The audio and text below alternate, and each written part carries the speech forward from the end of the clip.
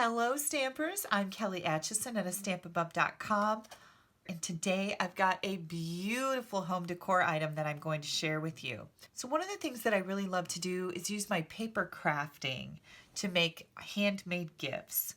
I'm going to show you how to put together a beautiful handmade piece of art today for Valentine's Day. This is the frame that I chose, and depending on what size frame you choose, you can choose a 12 by 12, you can choose an 8.5 by 11, a 5 by 7. You just have to adjust the size of your project to it. This one is an 8 by 8, and I'm going to bring in my cardstock layers here.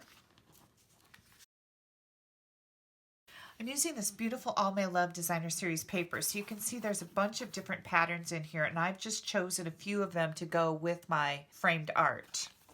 All of the products that I will be showing you today are current Stampin' Up! Products.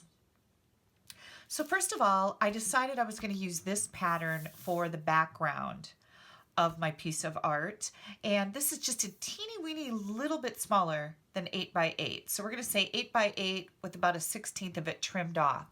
What I did was I started with an 8 by 8 piece, and then I moved it over to my frame to set it in here to make sure that it would fit, and then you adjust it from there. I had to trim it down just a tiny little bit.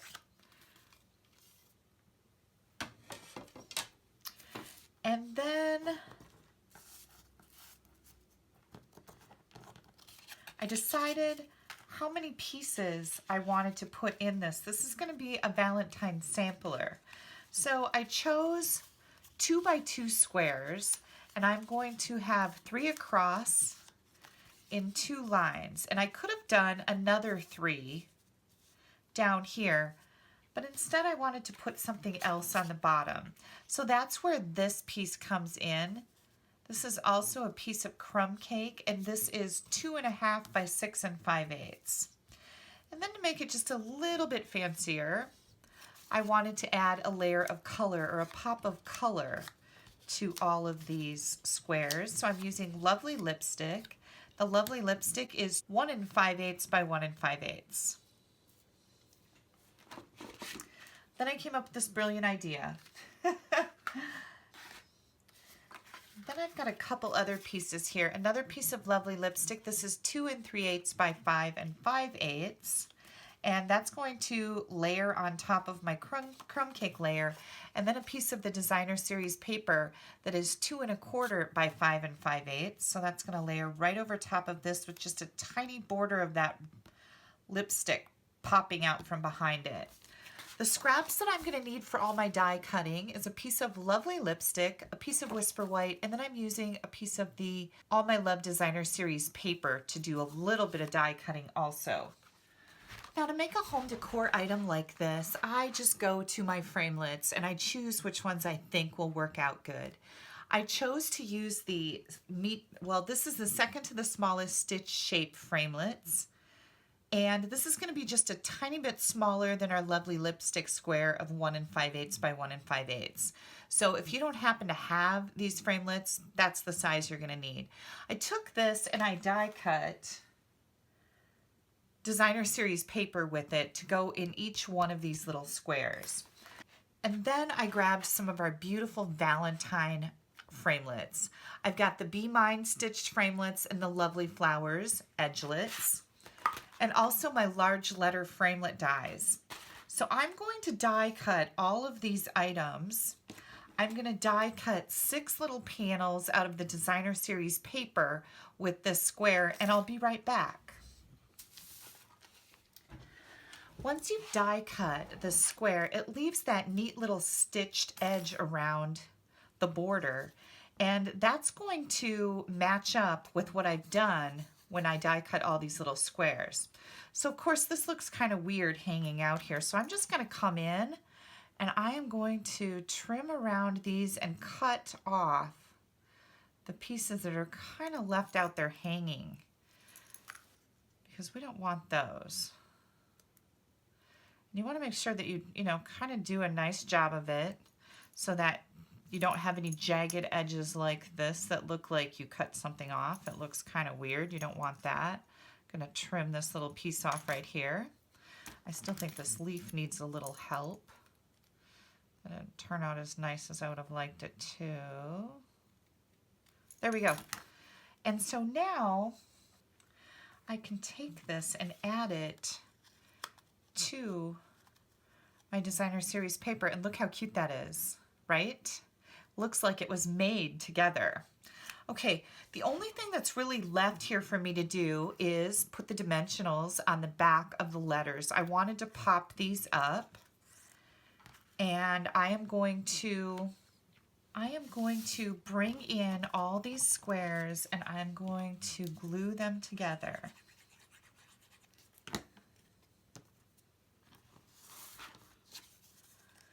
You're just going to glue the lovely lipstick into the crumb cake. And then we're going to bring our designer series papers in here.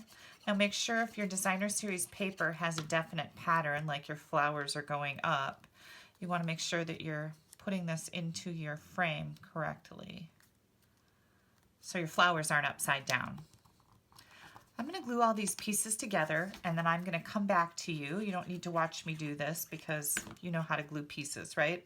I'll be right back. Okay, now that we have all of these little pieces glued together, we need to bring them in here and set them up. So we can figure out the margins and the spacing for that. You want them to be even because they're going to go in a frame, and that's definitely going to point out if they're not even. I think we need to move these up just a little bit.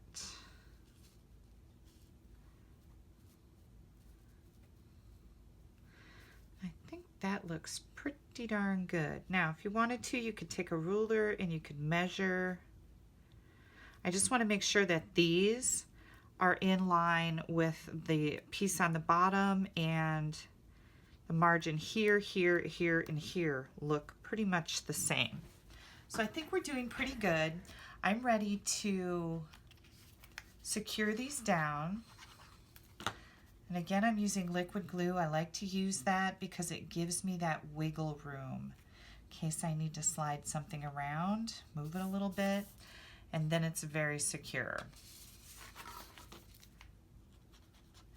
And we're going to glue this one down first. And I'm going to come up here and grab this top left one.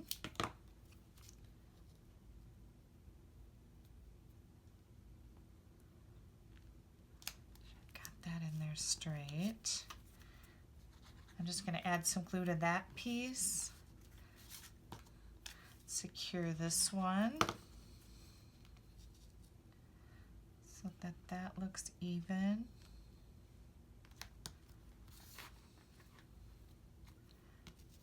Put this one right in between the two and space it out evenly. It's all about the even for this.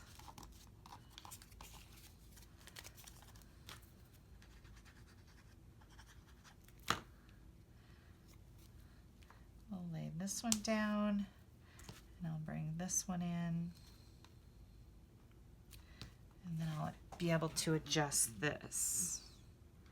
Okay, now it's time to decorate. So I have my love letters that I've already put dimensionals on the back.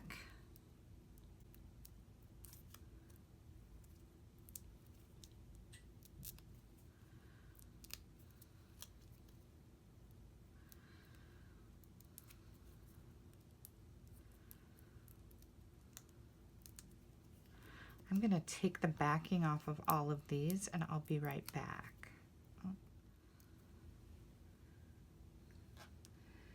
We're going to start this L right about here. Our O, the V,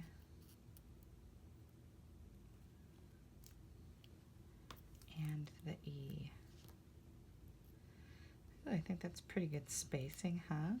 You may want to do a dry fit with these before you actually put them on. And then I've got a little heart that I'm going to pop up on a dimensional. This has also got that stitched edge around it, so that's nice that it kind of follows through with that. And then I showed you how I cut this out to make it look like it was supposed to be this big. You can take all kinds of elements and just add these fun things to them. Take a look at the supplies that you have and decide what would look good on little squares like this. Now the rest of these items, I'm going to bring in my silicone mat, and I'm going to add just a little bit of my liquid glue here. And I've got a sponge and I just put it on a little clip. This is how I like to put the glue on the back of my detailed elements. I'm going to bring that right in here. And then I've got these flourishes. I'll add some glue to the back of those. Those are going to get pushed up right against my Designer Series paper edge here for a little bit of fancy.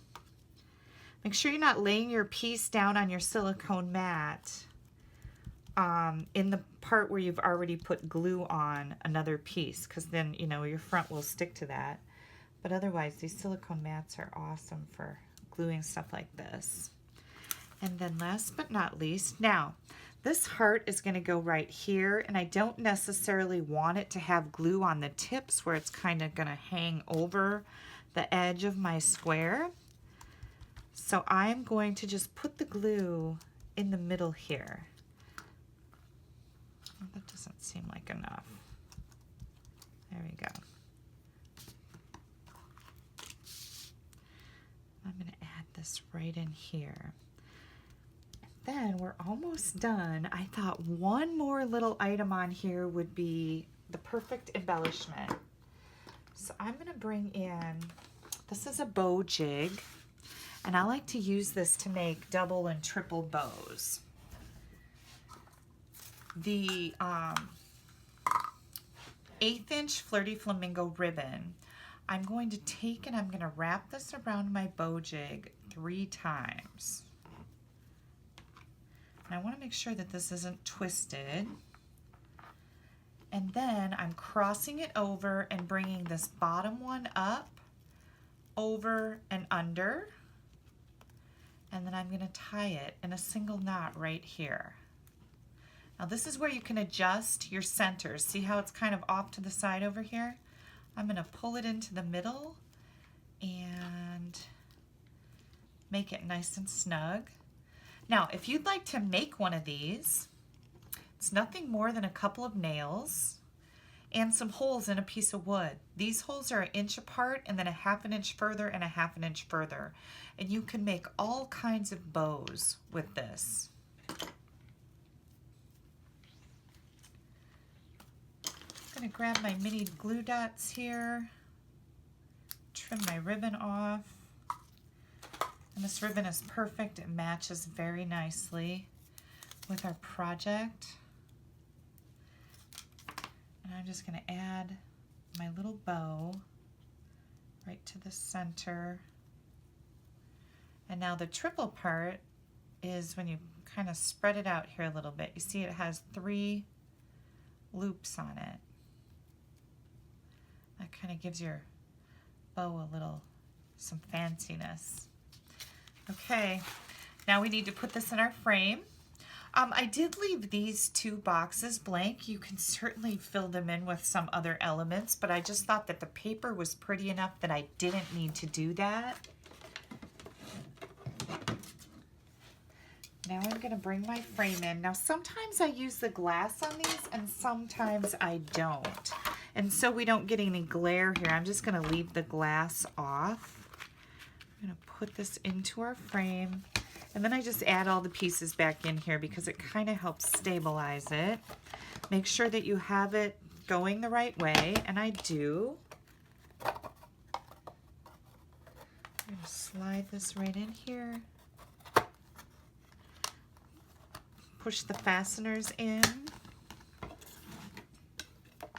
And here is our beautiful piece of framed art. And this is gonna look great in my house, and I think I'll make some more for some friends. I think they'll really like that. Now I noticed that my E is crooked on here. So I'm gonna just pull this up and see if I can do it without wrecking it. If I wreck my E, it's just cardstock. Make a new one. There we go. That looks better. So for any type of item like this, you can find a card that you've made or a card online that you love, and you can make it the size of a frame and give it as a gift. I know that I like to keep these on my desk in my stamp studio, and I like to give them away, and I see them at other people's stamp studios, and it's just a really nice reminder of how wonderful paper crafting is and the fabulous things that you can make with it. It's better for so much more than making cards or scrapbook pages. It makes some fabulous, heartfelt gifts that'll be cherished by your friends and family. I have a lot of other great paper craft ideas that I share on my blog. You can find it right here at www.astampabove.com. Thanks so much. Bye-bye.